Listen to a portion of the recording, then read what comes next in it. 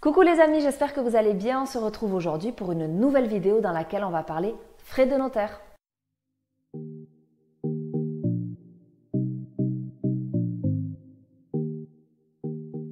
Souvenez-vous, on a déjà parlé du sujet de l'importance du notaire. Si vous en rappelez pas ou que vous êtes passé à côté de la vidéo, je vous remets le lien juste ici. Commençons par la base. Qu'est-ce que c'est que les frais de notaire? C'est la somme d'argent remise au notaire lors d'un achat immobilier en plus du prix d'acquisition proprement dit.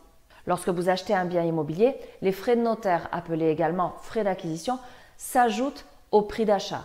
Donc, quand vous achetez un bien immobilier, ayez toujours en tête qu'il va vous falloir rajouter des frais de notaire en plus du prix du bien que vous souhaitez acheter. Mais que représentent vraiment les frais de notaire? Ils correspondent à l'ensemble des sommes demandées par le notaire en contrepartie d'une prestation qu'il réalise. Dans le cadre d'une transaction immobilière, les frais de notaire s'appliquent car l'intervention du notaire est obligatoire. Lui seul est habilité à rédiger l'acte authentique qui vous rend publiquement et officiellement propriétaire du bien que vous avez acheté. C'est également le seul à publier votre acte authentique au service de publicité foncière. Et quel est le taux des frais de notaire? Le calcul des frais de notaire et donc leur montant varie en fonction du type de bien acheté. Sachez que les frais de notaire représentent environ 7 à 8% du prix d'achat dans l'ancien et 2 à 3% dans le neuf. Mais ces frais ne constituent pas la rémunération du notaire. Lui ne perçoit en réalité qu'une faible partie de la somme versée, l'essentiel revenant à l'État et aux collectivités locales. Et qui paye les frais de notaire? Lors d'un achat immobilier, les frais de notaire sont payés par l'acquéreur du bien. Il s'agit donc de frais d'acquisition qui augmentent le coût de l'opération, tout comme les impôts locaux attachés au bien, les charges de copropriété et de travaux en cas d'achat dans une copropriété, les frais d'emprunt en cas de financement par crédit bancaire. Dans son plan de financement, l'acquéreur doit donc penser à ajouter les frais d'acquisition au prix du bien qu'il souhaite acheter.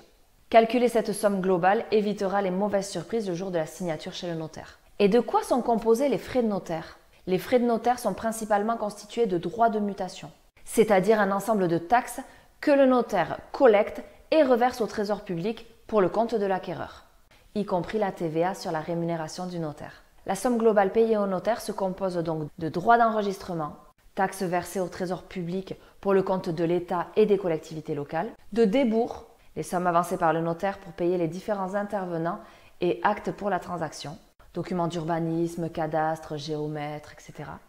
Et les émoluments, la rémunération perçue par le notaire pour la rédaction de l'acte. Attention!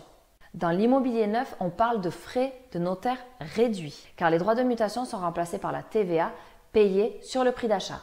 N'oubliez pas que c'est l'acquéreur qui supporte les frais de notaire. Si par cas, vendeur et acquéreur n'ont pas le même notaire, c'est pas grave, les frais seront partagés en deux entre les deux notaires.